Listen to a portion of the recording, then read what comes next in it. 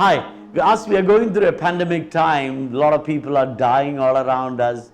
Many are getting sick and many are living in the fear of sickness. It's the best time for us to turn to God. A time like this, we have to learn to look to God because God is a real source of strength, comfort, and healing and protection. I like to read Psalm number 18, few verses this morning for you, which is a psalm David prayed in the midst of his distress. He was running for his life from King Saul. King Saul was out to kill him, and David ran away. And although David was running, God always protected David. Saul had a huge army with him, strong, mighty men with all the weapons. And here is David, a young boy, has no weapon, but he had one weapon with him, which is the more powerful weapon than any other weapon, is called God.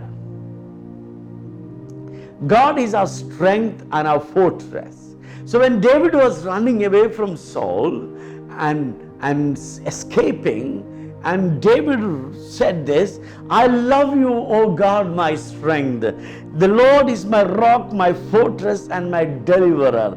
My God, my rock, in whom I take refuge. Look at the words David used. He said, God is my strength, God is my rock, God is my fortress, God is my deliverer, and in God whom I take refuge. That's what we have to learn to do. A time like this, we have to learn to look to God and say, God, you're my rock, you're my comfort, you're my deliverer, you're my strength, you are my refuge in whom I trust. Remember, every difficult, distressing situation can turn around as a blessing in your life when you learn to trust God and depend on Him in all those situations. And he said, I call upon the Lord who is worthy to be praised, and I'm saved from my enemies. Cords of death encompass me, torrents of destruction assail me, the cords of Sheol entangle me, and snares of death confronted me. It's more or less like same kind of situation we are going through today.